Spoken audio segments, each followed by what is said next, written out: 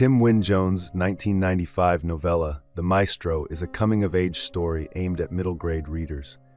It follows a teenage boy who flees his abusive father and finds himself deep in the Canadian wilderness, where he encounters an unexpected mentor.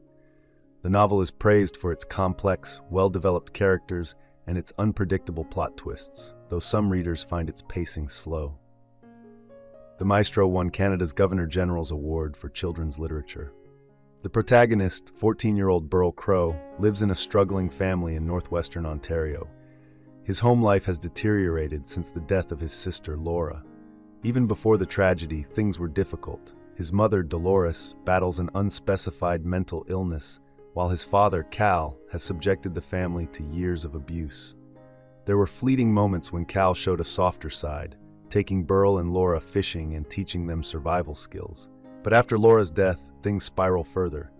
Dolores turns to drugs to numb her pain, and Cal's violence escalates. Burl has learned not to expect much from life. The only person who ever recognized his artistic potential was his 8th grade teacher, Mrs. Agnew.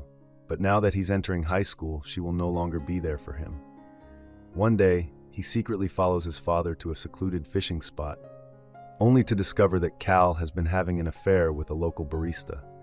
Shocked, Burl accidentally reveals himself. Enraged at being spied on, Cal viciously beats him, stopping only when an unusual sight distracts him, a helicopter carrying a piano overhead. Seizing the moment, Burl escapes into the wilderness.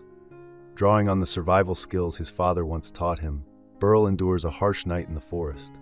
The next day, he hears the sound of a piano drifting through the trees and follows the music to Ghost Lake, where he discovers an unusual pyramid-like cabin. Inside, he finds Nathaniel Orlando Gow, a world-renowned pianist who has retreated from Toronto to complete his final masterpiece, an oratorio titled The Revelation, which he hopes will rival Mozart's Requiem. At first, Gow is irritated by Burl's presence, but upon seeing the boy's bruises, he allows him to stay. Insisting on being called the Maestro, Gow shares parts of his composition with Burl. Though the pianist is temperamental and prefers solitude, he unexpectedly finds himself teaching the boy.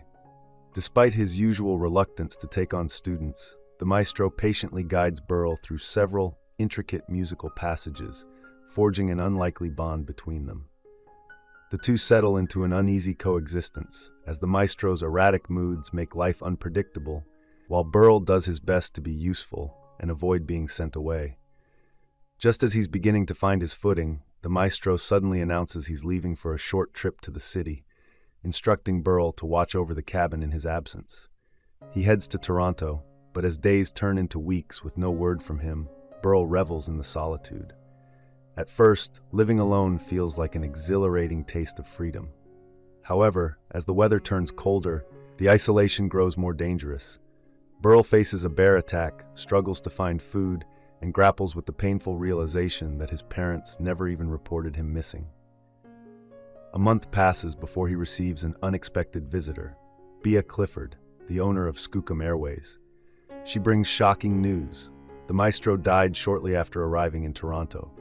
Before his death, he had told people that his son was alone at the cabin. Mistakenly believing Burl to be the Maestro's child, Bea has come to bring supplies and advise him to travel to Toronto to meet with the Maestro's lawyer and claim ownership of the cabin. In Toronto, Burl meets Regina Korngold, one of the Maestro's closest friends. She quickly sees through the lie and realizes he isn't the pianist's son. However, rather than turning him away, she suggests a plan.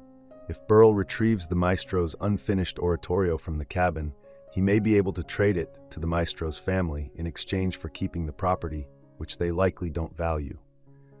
Hopeful, Burl returns to Ghost Lake to carry out the plan. But before he can retrieve the composition, his father, Cal, suddenly appears, having finally tracked down his runaway son. Furious, he demands that Burl return home. Burl refuses, enraging Cal, and their fight escalates into chaos. In the struggle, the cabin catches fire. As the flames spread, Burl faces a terrible choice: save his father or rescue the Maestro's final masterpiece. In the end, he chooses his father, hauling him to safety despite Cal's severe burns. For the first time, Cal looks at his son with something resembling respect, astonished that Burl, barefoot and exhausted, carried him through the wilderness.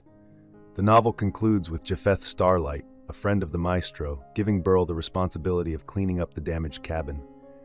When he arrives, he finds a surprise waiting for him, a brand new pair of boots, perfectly his size, left by an unknown benefactor.